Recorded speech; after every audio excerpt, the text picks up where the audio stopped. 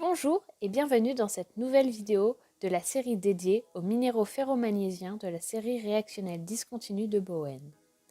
Lors du refroidissement d'un magma, ce sont les éléments les plus compatibles avec la phase solide, tels que le fer et le magnésium, qui cristallisent les premiers, permettant la formation des minéraux les plus riches en ces deux éléments, olivine et pyroxène. En continuant son refroidissement, le magma cristallise des amphiboles et des biotites et s'enrichit progressivement en éléments incompatibles avec la phase solide, aussi appelés éléments hygromagmatophiles. On trouve dans cette catégorie le potassium et le silicium, par exemple. C'est d'ailleurs la raison pour laquelle les derniers minéraux à cristalliser dans la série de Bowen sont l'orthose, la muscovite et le quartz, composés tous en partie d'éléments incompatibles. Dans cette vidéo, nous allons nous concentrer sur l'olivine et plus particulièrement aux critères macro et microscopiques permettant de la reconnaître.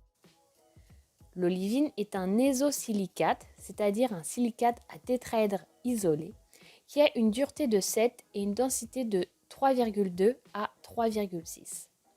On la retrouve principalement dans des roches ultramafiques comme les péridotites. Pour reconnaître ce minéral à l'œil nu, critère macroscopique donc, c'est assez simple. En effet, comme on peut le voir au premier plan de cette photo, le cristal peut être vite identifié comme étant de l'olivine grâce à sa couleur verte qui lui est caractéristique.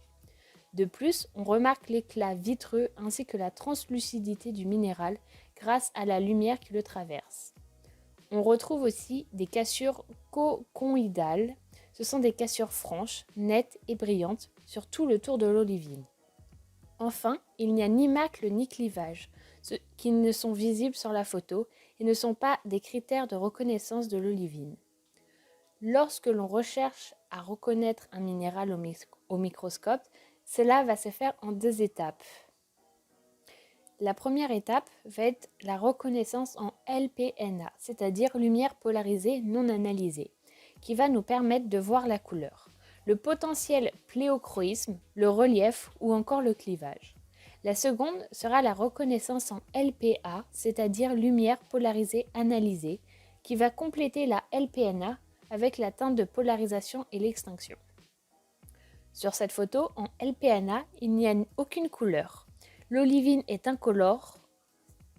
On peut retrouver un pléochroïsme léger, mais il n'est pas apparent ici. La séparation noire très marquée sont signe d'un fort relief et les nombreuses fissures apparentes sont aussi caractéristiques de ce minéral. En LPA, on remarque des couleurs très vives comme le bleu correspondant à des teintes de la fin du second ordre, début du troisième ordre, ainsi qu'une extinction très visible. C'est-à-dire que lorsque l'on tourne la platine, ce minéral va devenir noir, il va s'éteindre. Pour conclure, la reconnaissance de l'olivine est assez simple. D'une part en macro grâce à sa couleur verte caractéristique et en LPA à ses couleurs très vives du second ordre.